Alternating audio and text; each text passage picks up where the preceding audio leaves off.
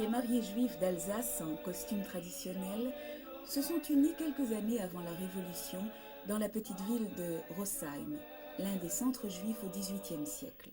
120 ans plus tard, leur petit-neveu se marie, aussi à Rosheim, mais décors et costumes ne sont plus les mêmes. Le judaïsme alsacien a subi entre-temps une transformation profonde. Mais ce n'est pas d'histoire que nous vous parlerons aujourd'hui.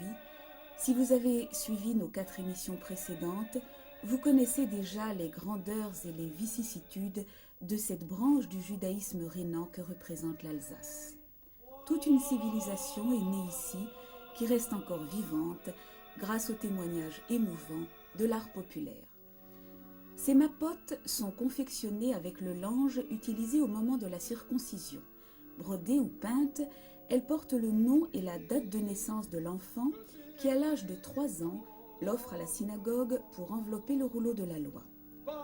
Moins originaux, mais tout aussi émouvants, les objets quotidiens qu'on trouve dans chaque maison juive attestent la pauvreté matérielle et la richesse spirituelle du judaïsme alsacien, tel ce banc destiné au prophète Élie, traditionnellement invité à participer à toute circoncision, ou ces mezuzot, appelés à orner le linteau des maisons juives et qui en Alsace sont réalisés en bois, non en métaux précieux, comme cette érouve porte-matzah, où l'étoile de David est surmontée d'un aigle autrichien à 2 têtes, sculpté à Jungholz en 1770 par un artiste anonyme. Dans chaque maison juive se trouvait aussi un tableau portant le mot Mizrach, qui en hébreu signifie Orient.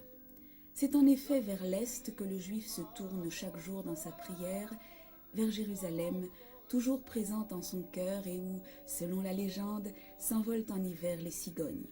Et même les objets les plus simples, les plus quotidiens, rappellent avec une évidence naïve qu'on est ici dans un foyer juif. Les juifs d'Alsace, comme les juifs du shtetl polonais, comme les juifs d'Afrique du Nord, eh bien, sont juifs 24 heures sur 24. C'est leur identité même, c'est leur condition même. Ils le sont naturellement. Ils ne se posent pas des questions métaphysiques, être ou ne pas être juif. C'est leur identité profonde qui est juive. Alors, toute la semaine s'articule en fonction de ce point focal que sera le Shabbat. Ce n'est pas une image d'Épinal. Un tas de marchands de bestiaux, un tas de colporteurs qui affrontent la campagne alsacienne, avec souvent le chien qui aboie, avec le gosse qui court derrière lui et qui le traite de sale juif, ou qui se moque du juif. On tutoie le juif exactement comme aujourd'hui on tutoie l'ouvrier nord-africain dans un autobus. Et ce juif, si vous voulez, ne se sent pas blessé et atteint dans sa dignité parce qu'il sait qu'il doit durer. Il doit durer pour lui, pour les siens, pour les juifs. Et il sait aussi qu'il y a un moment où il redevient homme parmi les hommes, c'est le Shabbat.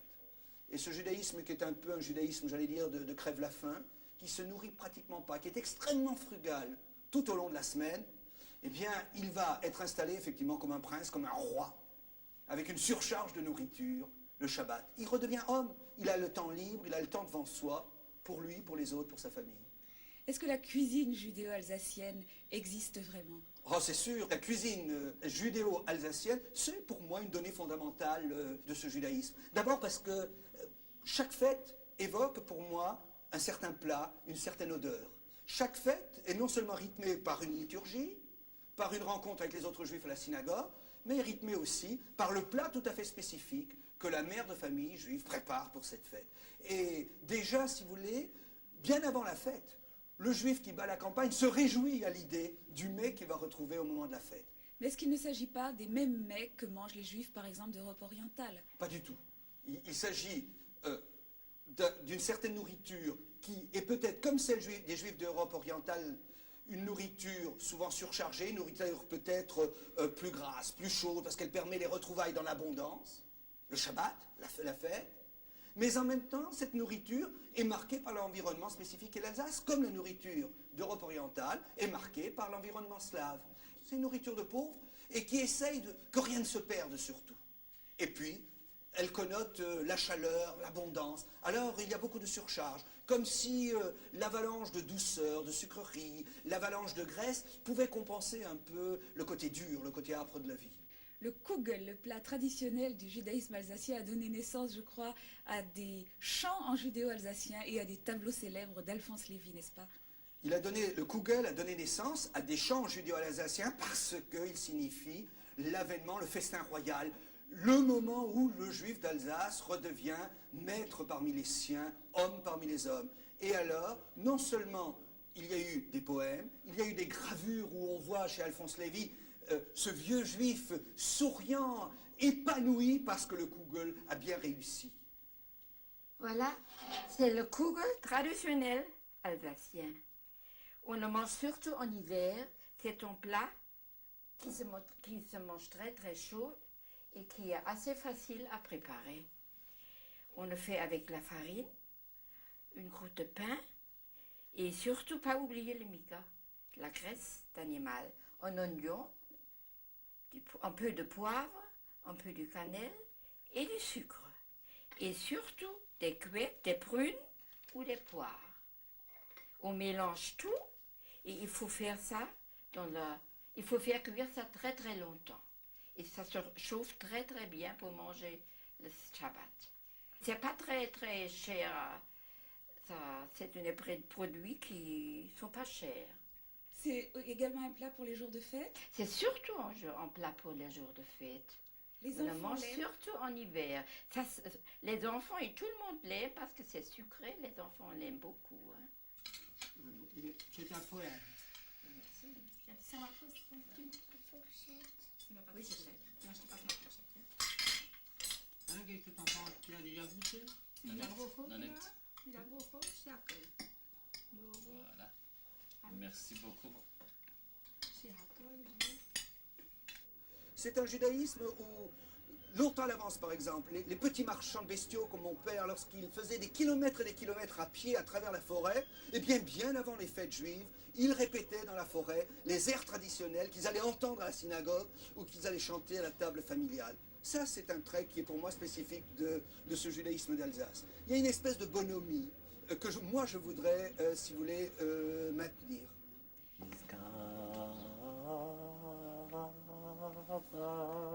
La chaleur, la tendresse, l'intimité profonde qui caractérise la vie juive en Alsace se retrouvent aussi dans le savoureux dialecte judéo-alsacien où proverbes et dictons témoignent d'une sagesse populaire souvent attendrissante, ainsi que dans ce qu'il est convenu d'appeler l'art populaire. Il y a eu, au XIXe siècle, tout un art populaire. Et pour moi, c'est une dimension fondamentale. Il y a un art populaire juif, il y a des objets juifs qui ont exactement le même style, la même facture que les objets de la campagne alsacienne, mais qui ont toute une symbolique juive. Alors que dans le nombre de collections savantes d'objets juifs, on arbore de magnifiques candélabres en argent, en or. Moi, je suis très fier d'avoir une Hanoukia pour la fête des Lumières, un chandelier qui est en poterie, en terre vernissée. Alors qu'on exhibe des mains de lecture pour lire dans le Sefer Torah, en argent, en or, moi j'ai en Alsace ici du bois sculpté, des objets qui sont faits à la main et qui ont une charge, si vous voulez, émotive, pour moi autrement prenante que les objets des riches, qui au fond étaient fabriqués par de savants artistes.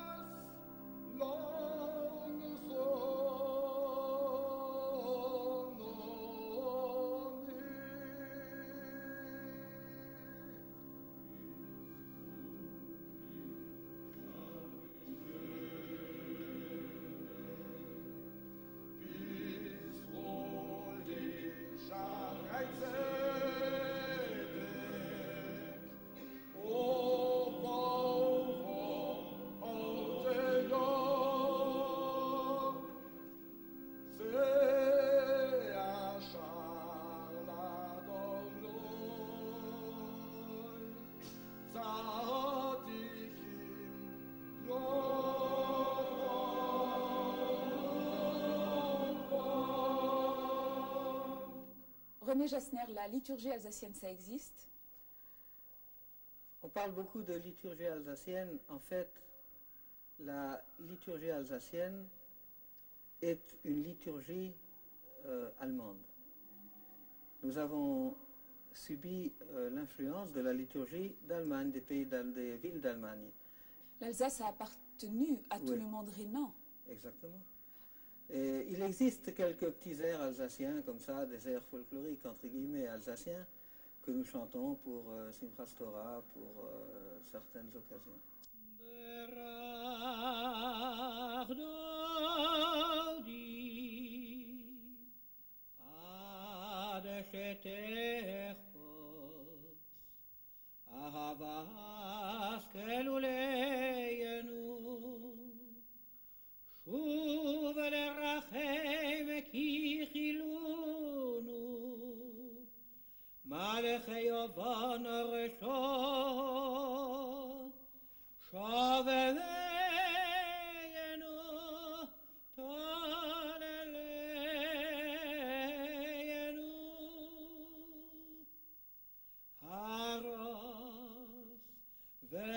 Parmi les objets d'art juif particulièrement prisés, on trouve de nombreux manuscrits, dont le plus célèbre est peut-être une Megillah, ou rouleau d'Esther, d'époque révolutionnaire. Vashti et Assuérus y sont représentés sous les traits de Marie-Antoinette et de Louis XVI, la reine insouciante et orgueilleuse étant bien entendu guillotinée. Quant à la Megillah du XVIIIe siècle que vous avez sous les yeux, elle est typique de la naïveté du trait et de l'imagination des artistes populaires. Hormis les Megillot, on trouve bien sûr aussi des Haggadot, ou rituels de la soirée pascale, manuscrites et soigneusement illustrées.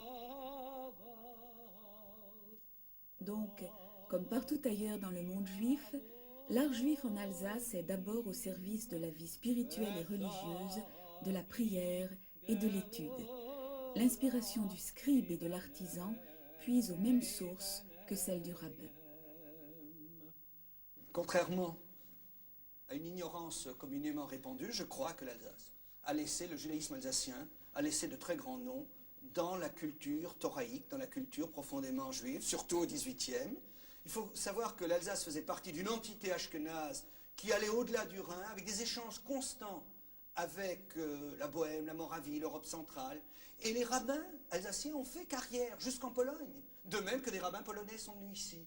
Et ce n'est qu'en ce moment que l'on prête attention aux textes qu'ils ont laissés, aux manuscrits qu'ils ont laissés. Mais comment souvent c'était une culture orale, eh bien on l'a méprisée parce que la culture savante a refoulé cette culture orale. Alors je crois qu'il y avait de savants exégètes juifs au XVIIIe. Mes maîtres en particulier, mes maîtres en matière juive, ont été de très grands érudits et pourtant c'était des rabbins de campagne. Je vais vous expliquer rapidement pourquoi. Dans les grandes villes, dans les grandes synagogues des grandes villes, avec les postes de grands rabbins, je voudrais nullement minimiser la valeur de ces grands rabbins, mais c'était quand même des postes de grande importance et de grand rayonnement, mais ils étaient fermés à ceux de mes maîtres que nous avions connus dans les campagnes parce qu'il y avait l'orgue dans ces synagogues.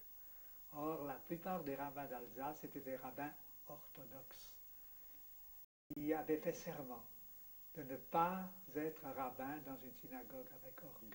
Alors ils étaient obligés d'accepter des postes dans les petites villes, à Obernai, à Bar, à Haguenau, à Saverne, à Sélestat. Et là, ils ont donné le meilleur d'eux-mêmes et acquis à cette petite communauté de quelques centaines de balais bâtim qui menaient une vie juive très très intense, mais qui étaient des gens simples et qui n'avaient pas de culture universitaire. Parmi ces rabbins qui auraient pu prétendre à une grande carrière, mais avaient fait serment de ne pas diriger de communauté avec orgue, l'un d'eux eut un destin très particulier et un rayonnement pédagogique qui dépassa les frontières de l'Alsace. Joseph Bloch, dont l'une des filles est établie aujourd'hui à Jérusalem.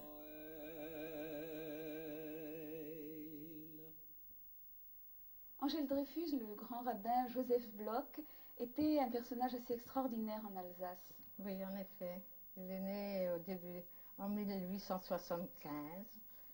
Et son histoire s'étale à peu près presque sur un siècle, puisqu'il est mort à l'âge de 95 ans et demi. Avant de terminer ses études de rabbin au séminaire, il a fait un doctorat de lettres à l'université de Strasbourg. Il savait le latin, le grec, l'arabe, le français, l'allemand évidemment parfaitement, la littérature allemande, la littérature française. Il s'intéressait également aux mathématiques et à la physique. Et il savait l'hébreu. Et il savait évidemment l'hébreu.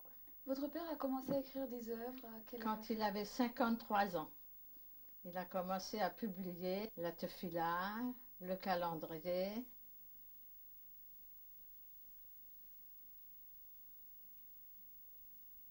Et la Haggadah, une chose très importante, avec une traduction très belle et des illustrations. Et cette Haggadah et cette Tefila et ces calendriers ont parcouru le monde. Ils ne se sont pas cantonnés seulement en Alsace ou en France. Ils ont traversé les frontières, ils sont allés en Afrique du Nord, ils sont allés en Égypte, ils sont allés en Grèce, ils sont allés dans tous les pays où l'on parlait le français.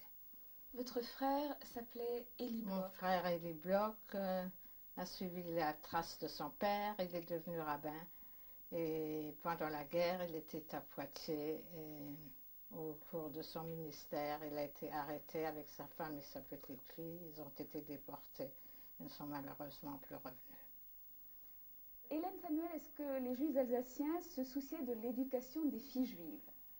Toutes les filles d'Alsace recevaient une excellente éducation par de très bons maîtres, les rabbins dont mon frère a parlé tout à l'heure, qui étaient quelquefois d'éminents sages et des savants, mais il n'y avait pas une fille dans aucun village, dans aucune ville d'Alsace qui ne sache parfaitement lire, écrire l'hébreu, qui ne connaissent les prières essentielles, qui ne sachent suivre un office d'une façon complète.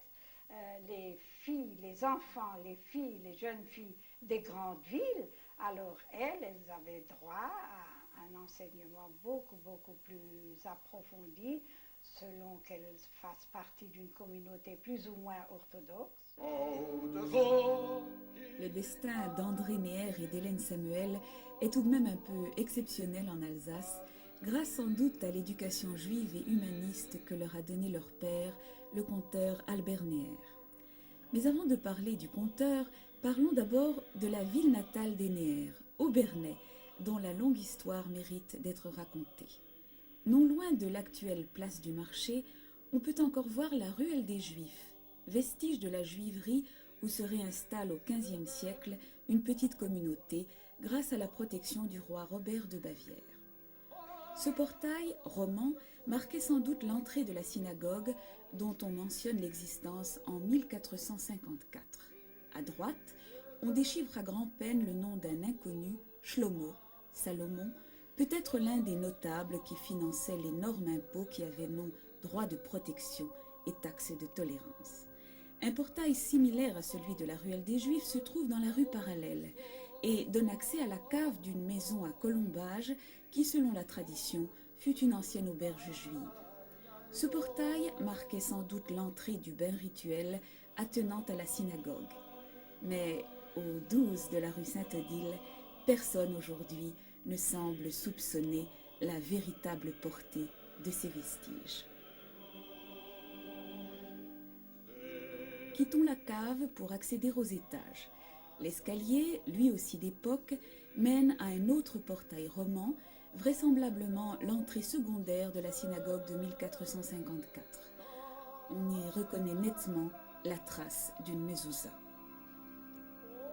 Expulsés en 1507, les Juifs ne seront plus admis à Obernai jusqu'à l'annexion de l'Alsace par la France en 1648.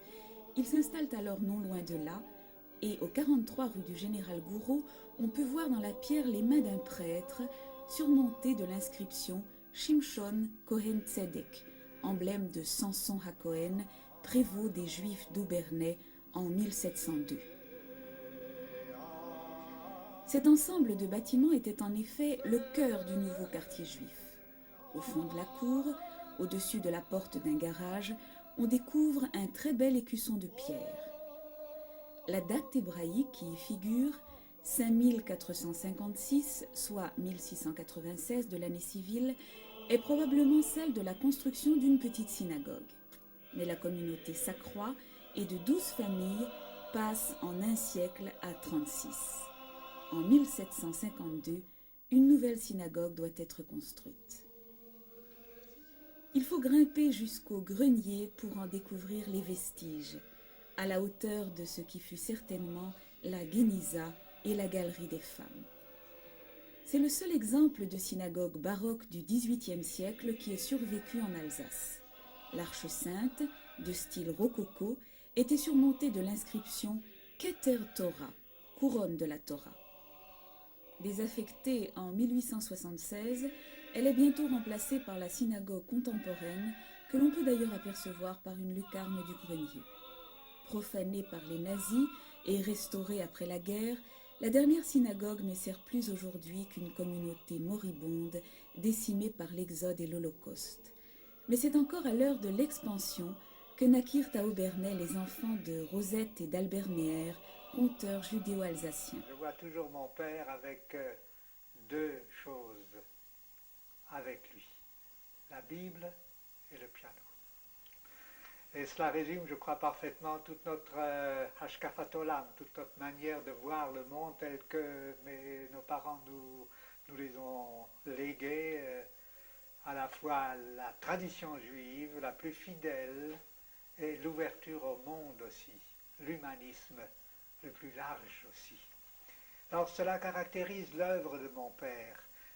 Il y a d'abord de mon père des écrits encore inédits, en particulier un commentaire très complet et très profond sur la Bible et sur d'autres thèmes du judaïsme, mais il y a surtout ces contes, des récits du folklore alsacien, et qui ont quelque chose de tout à fait original par rapport aux autres contes qui ont été rédigés au siècle dernier par Alexandre Weil, par Léon Cahin, par Daniel Stauben, qui était juif, mais qui, originaires d'Alsace, ont quitté l'Alsace, sont allés à Besançon, à Nancy, à Paris, ou bien les personnages juifs qui apparaissent dans l'œuvre de Derkman Chatrian, qui n'étaient pas juifs.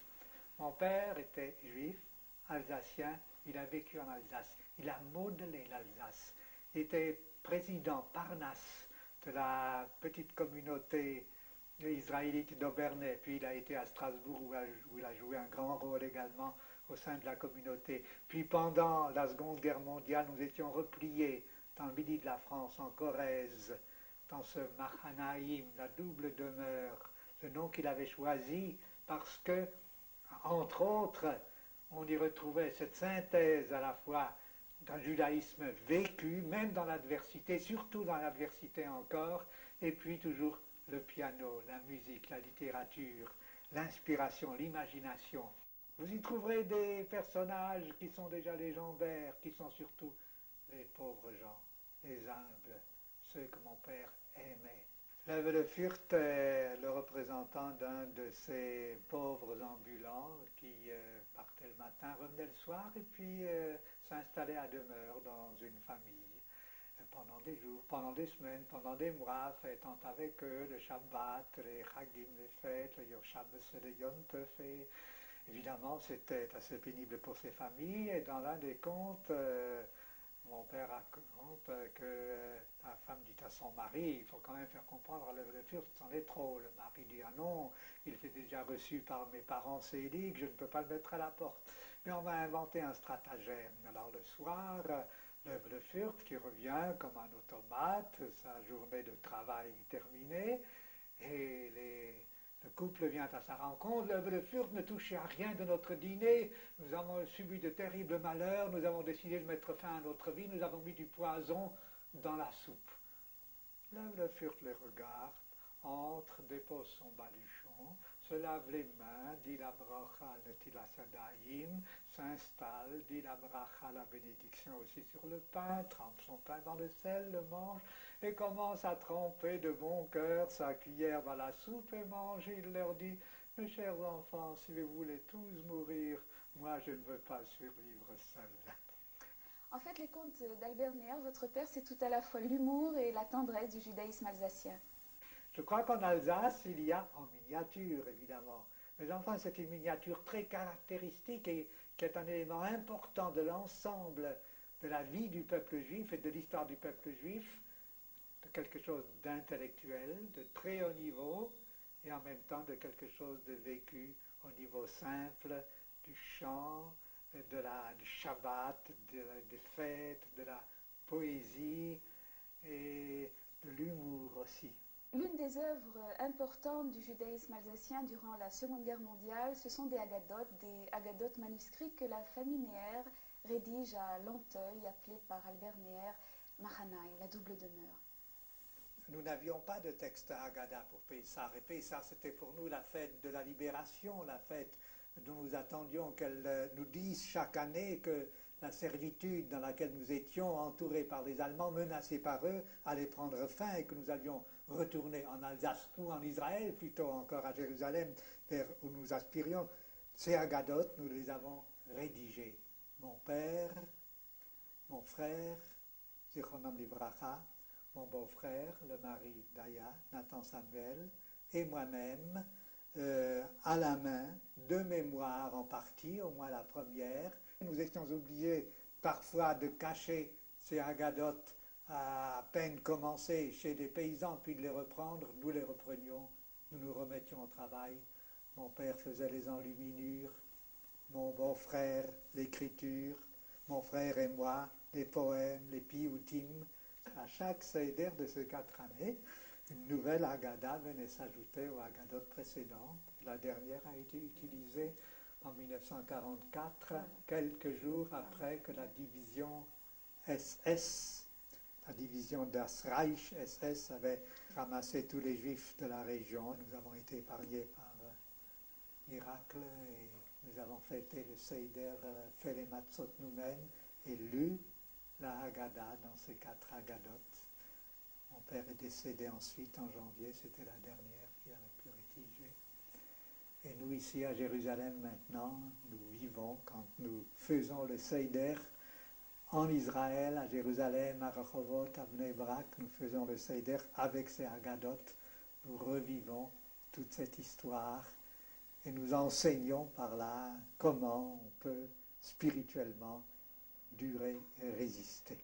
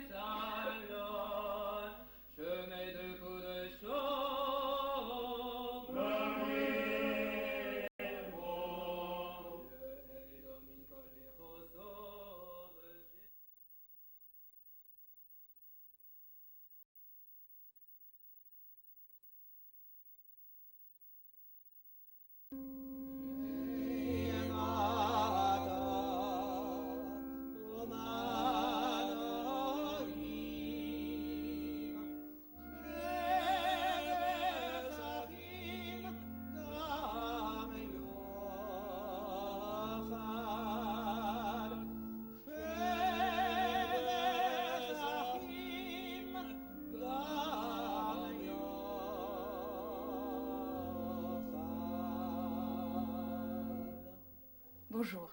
Le judaïsme alsacien, nous l'avons vu, est un judaïsme très riche d'histoire, d'expérience, de culture. C'est en fait toute une civilisation.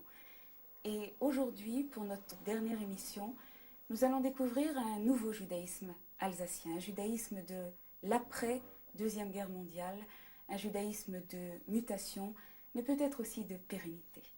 Frédéric Raphaël, la Seconde Guerre mondiale pour le judaïsme alsacien, comment se passe-t-elle ? Elle se passe d'abord hors d'Alsace, je crois que c'est ce qui est important. Les Juifs ont été tous obligés de se mettre sur les chemins de l'exil.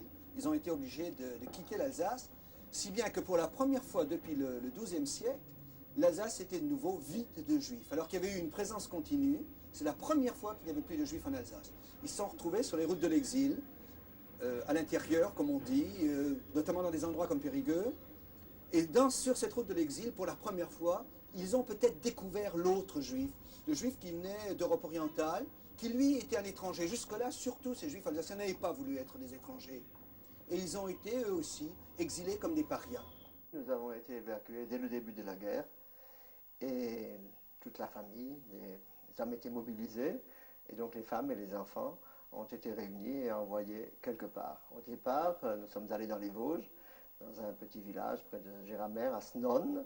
Mais très rapidement, étant donné qu'il n'y avait pas de Juifs et que nous avions entendu que la plupart de la population de Strasbourg s'est dirigée vers le sud, nous avons emprunté, avec tous les autres réfugiés, la route pour nous rendre dans le Périgord, dans la région de Périgueux, où s'étaient regroupés la plupart des Juifs de Strasbourg. En Périgueux même, là, il y avait le rabbinat, le ministre officiant de Strasbourg, et d'une manière générale, toutes les instances de la communauté se sont regroupées à Périgueux. Il faut ajouter que tous les Juifs ne se sont évidemment pas rendus à Périgueux. Les Juifs de Strasbourg se sont dispersés un peu partout dans le sud. Mais officiellement, la communauté de Strasbourg et les Strasbourgeois étaient repliés dans la Dordogne, et par conséquent, la vie juive a recommencé. Il y a eu des shochatim, il y a eu des boucheries cachères, il y a eu des synagogues, il y a eu des cours, il y a eu des Talmuds et Torah, qui se sont très rapidement ouverts dans cette région de la France qui, jusque-là, ne connaissait pas beaucoup la présence juive. Beno Gross, comment se passe le retour? Est-ce qu'après la Seconde Guerre mondiale, l'Alsace d'avant la guerre se recompose d'elle-même, ou est-ce que c'était un très grand bouleversement?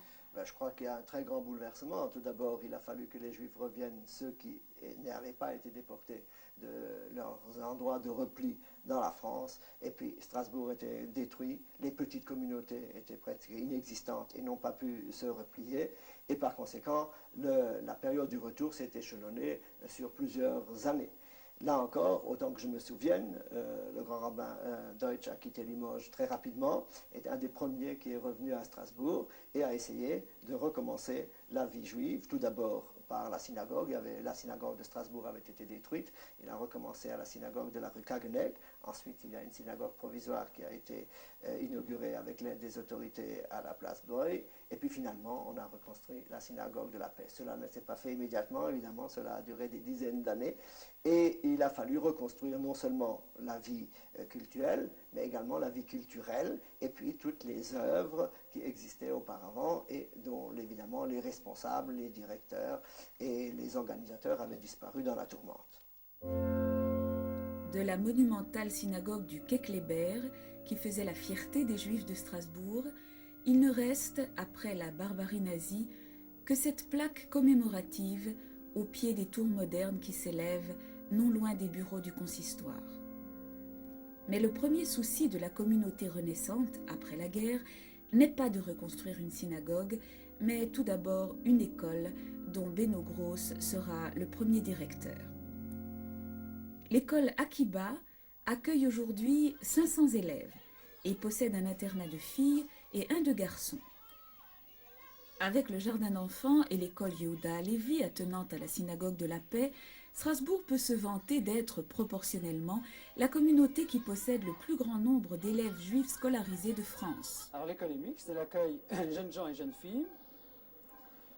Elle est très traditionnaliste, très religieuse, effectivement, bien elle ait comme vocation d'être très ouverte. Nous accueillons des élèves en classe de 11e, mais nous accueillons également des élèves tout au long de la scolarité. Et cela pose des problèmes que nous essayons de résoudre. Nous formons des classes spéciales, en particulier dans le domaine de l'enseignement du Kodesh, de l'enseignement religieux, pour permettre à tout élève, à quelques moments de sa scolarité qu'il choisit, de rentrer à l'école Akiba. Mais ceux qui le désirent peuvent également opter pour l'enseignement juif de la yeshiva tichonite. C'est-à-dire? Qui leur permet d'approfondir leurs connaissances, de consacrer beaucoup plus de temps à l'étude, en particulier du Talmud et des commentateurs. Roland Gottschall, vous dirigez le Centre d'études hébraïques à l'Université des sciences humaines de Strasbourg. C'est un département qui existe, je crois, depuis un certain nombre d'années. Il existe exactement depuis 1955. C'est alors que le professeur Neher a eu sa chaire de littérature juive post-biblique, ce qui était une innovation parce qu'auparavant, il n'existait que des études d'hébreu classique. C'est à partir de ce moment-là que l'hébreu vivant, bien vivant, est entré dans l'université française. Et je crois qu'à Strasbourg, on commençait à affluer des étudiants de toute la France, mais aussi de tous les pays francophones. Absolument, et spécialement du Maroc. Il y avait des étudiants qui étaient envoyés par l'école normale hébraïque de Casablanca. Et Strasbourg était donc en quelque sorte l'université pilote en ce qui concerne les enseignements de l'hébreu en France. Nous avons, depuis du DUG au doctorat, 30 étudiants environ, et en ce qui concerne l'Institut dans son ensemble, entre 120 et 130 étudiants par année. Votre centre n'est pas seulement un centre d'études, mais également de recherche. En effet, nous avons en dehors de la formation initiale et de la formation continue, un centre d'études et de recherche hébraïque qui a publié 2 collections de travaux. D'une part, des études de philosophie juive de la Renaissance, centrées autour de la pensée du Maharal, et d'autre part, des volumes proprement pédagogiques. Comment voyez-vous l'avenir de l'Institut d'études hébraïques ? Je pense que que l'Institut d'études hébraïques de Strasbourg a un bel avenir devant lui, en ce sens que Strasbourg est, avec Paris et Lyon probablement, un des 3 pôles de l'orientalisme en France, et qu'à l'intérieur du bloc orientaliste, l'hébreu joue évidemment, et jouera évidemment encore, un rôle assez éminent. L'Alsace n'est pas seulement à la pointe de l'éducation juive et hébraïque. Dès après la Seconde Guerre mondiale, Strasbourg était la seule ville de France à publier un magazine juif d'audience nationale, le Bulletin des communautés, devenu bientôt hebdomadaire sous le nom de Tribune juive, ainsi qu'une émission de radio régulière au Carrefour des Temps. Le Carrefour des Temps est la première radio libre juive d'Europe, si j'ose dire. Nous l'avons créée, ou plutôt non, elle a été créée par la communauté israélite de Strasbourg en 1957-1958, et je repris le flambeau en 1959 pour mettre sur pied une émission d'information, de commentaires littéraires, liturgiques, où nous avons régulièrement des invités, des écrivains, des bouquins, beaucoup de musique israélienne, de la musique juive de partout, et nous essayons de lui donner un ton libre et non pas un ton compassé. Et c'est une radio libre en ce sens que nous n'avons jamais été soumis à une censure quelconque. Et je suis heureux aujourd'hui que le Carrefour des Temps ait été imité par toutes ces radios juives de Paris, qui sont 4 actuellement, à qui nous souhaitons longue vie, mais nous voulons rappeler que le Carrefour des Temps est le numéro 1. Et nous avons notre émission une fois par semaine, le jeudi, à partir de 13h. Enfin, il y a un public qui, grâce au Carrefour des Temps, à domicile, reçoit un peu de Yiddishkeit. La communauté israélite de Strasbourg vous invite à écouter son émission au Carrefour des Temps.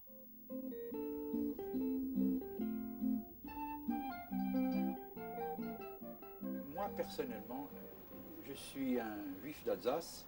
Je suis né en Alsace, mais mes parents sont nés en Pologne.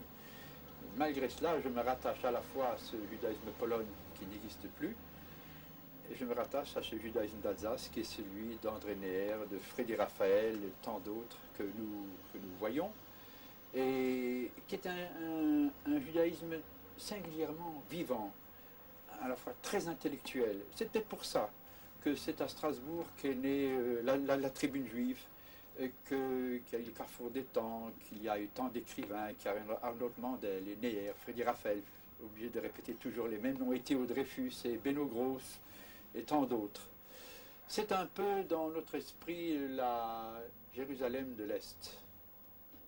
Pendant la Seconde Guerre mondiale, vous avez dit que les Juifs d'Alsace sont entrés en contact avec d'autres Juifs qu'ils n'avaient pas voulu connaître auparavant. Je crois que c'est tout à fait exact. Ils sont rentrés en contact d'abord avec les Juifs d'Europe orientale et aussi avec des Juifs d'origine allemande. Ces Juifs, les Juifs d'Alsace les avaient mal accueillis. Ils les avaient mal accueillis parce que les Juifs étaient venus d'Europe orientale comme Juifs pauvres, comme Juifs couverts de misère, au moment même, au XIXe siècle, où les Juifs d'Alsace essayaient et arrivaient enfin à être admis, bien timidement, dans les rangs de la bourgeoisie. Et d'être confrontés à leur propre image d'il y a 100 ans auparavant, en rencontrant ces Juifs de Pologne, ils ont voulu surtout pas les recevoir, surtout essayer de les faire partir plus loin. On leur donnait de l'argent, mais à condition qu'ils déguerpissent, qu'ils aillent plus loin.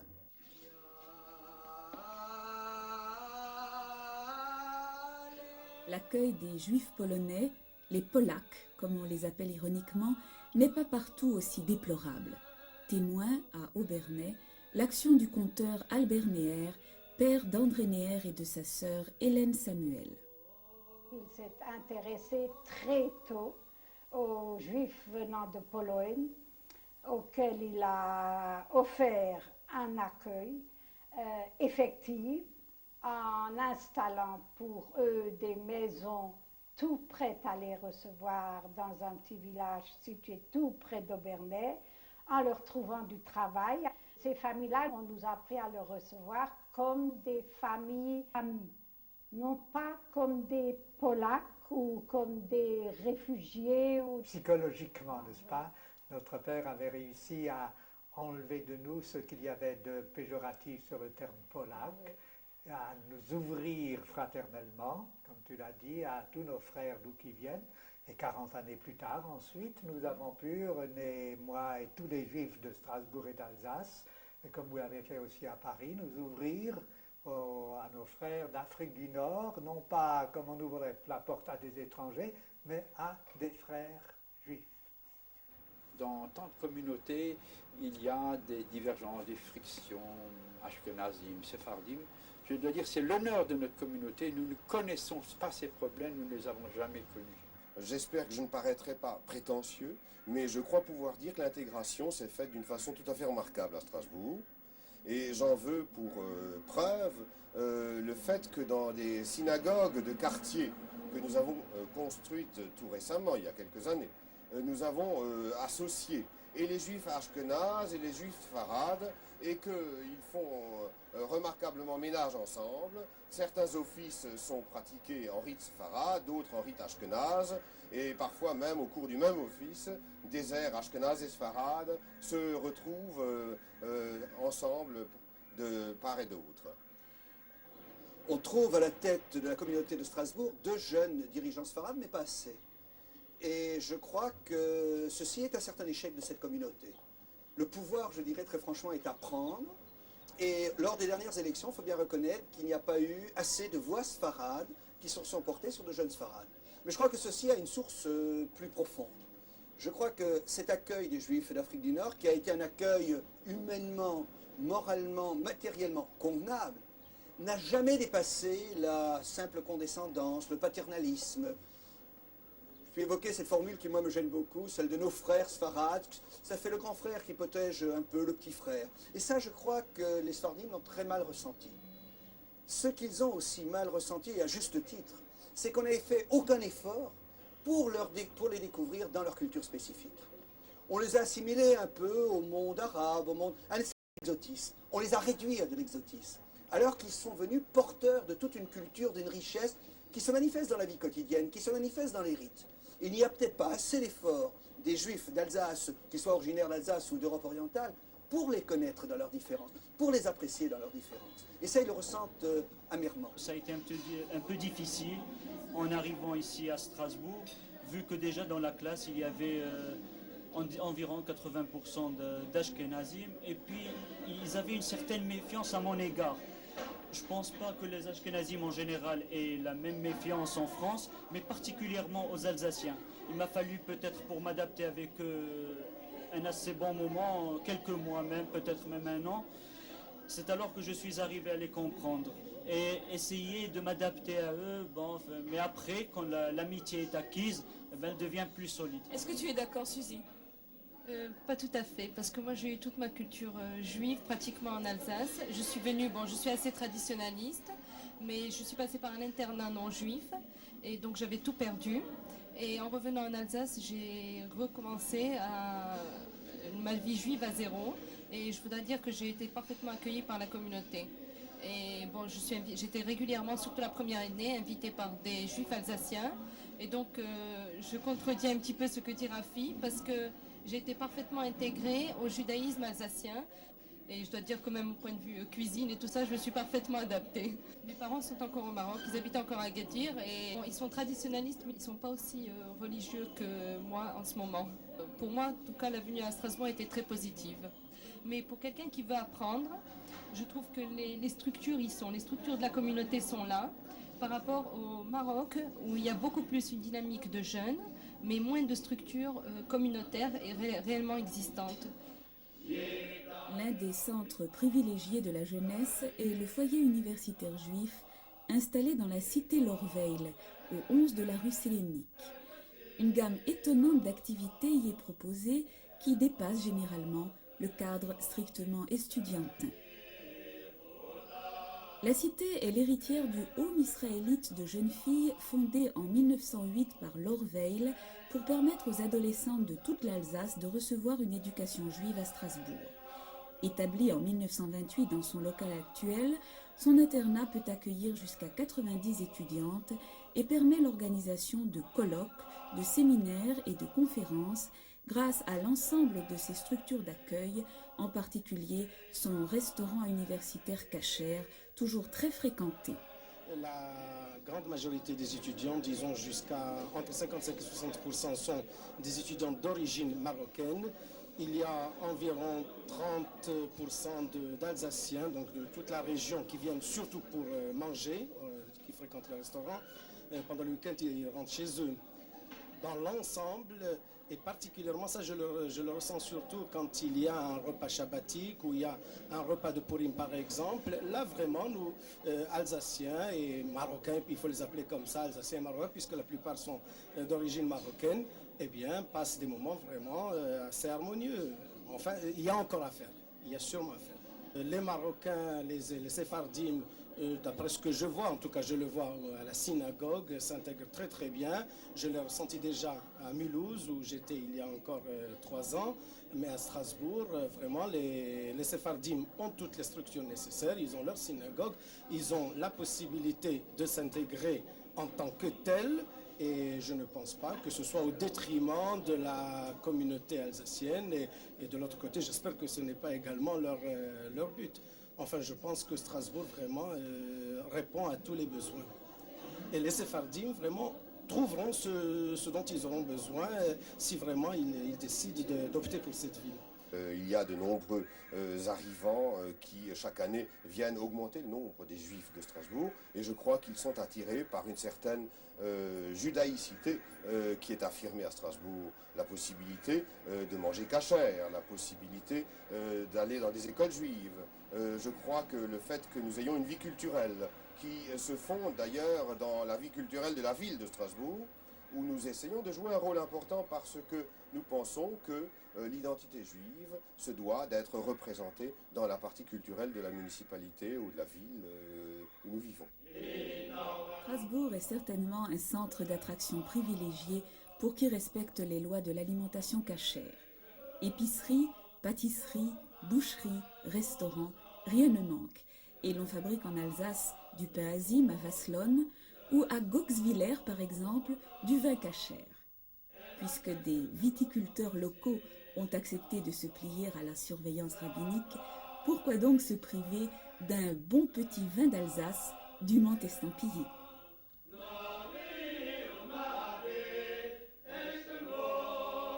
L'Alsace offre aussi des possibilités d'accueil aux personnes âgées, à l'Hospice Elisa près de Strasbourg ou à Faststadt à 35 km de Mulhouse. Et pour la jeunesse, diverses maisons de jeunes, des colonies de vacances, des yeshivot, dont à Strasbourg l'importante yeshiva des étudiants ou la yeshiva d'Egenheim près de Saint-Louis. On peut également recevoir une formation professionnelle à l'école Hort. Chaque ville importante possède un complexe communautaire. Le plus impressionnant est celui de la synagogue de la Paix à Strasbourg, inaugurée en 1954. Il comprend des oratoires, un bain rituel, un restaurant, des locaux pour le Talmud Torah et pour les mouvements de jeunesse et une école juive primaire, Judas Halevi. Il est donc aisé d'être juif aujourd'hui à Strasbourg. La différence entre le judaïsme d'aujourd'hui et celui que j'ai connu quand j'étais gosse, c'est que à l'époque, on était des juifs non pas honteux, mais des juifs plus discrets. Aujourd'hui, lorsque nos enfants se promènent avec la kippa dans la rue, c'est une chose tout à fait évidente. Ce n'est pas du tout une provocation, c'est une vie plus naturellement juive. Ce qui n'empêche absolument pas la participation à la vie de la cité à tous les niveaux. Il y a des juifs qui sont conseillers municipaux à Strasbourg, il y en a dans tous les partis politiques, aussi bien de droite que de gauche, ça c'est pas mon problème, mais c'est une communauté qui s'affirme parmi les communautés spirituelles de l'Alsace. Pensez-vous que dans un siècle, la civilisation judéo-alsacienne sera pièce de musée? Je ne pense pas que le judaïsme ou la civilisation judéo-alsacienne, comme vous l'appelez, ait un avenir. Nous sommes encore quelques-uns à nous réunir, à parler de ces choses, à les évoquer, à les faire revivre. Mais au niveau de la communauté, le judaïsme alsacien s'est inséré dans l'ensemble de la communauté juive de France, qui elle-même n'est qu'une partie de la communauté juive mondiale. Les relations avec Israël, les relations avec les juifs du monde entier, des problèmes que nous posent les juifs du silence, etc., sont des problèmes qui sont aujourd'hui ressentis par le juif alsacien et qu'autrefois on ne connaissait absolument pas. Et ceci déjà fait éclater le cadre étroit d'une communauté locale, une communauté régionale.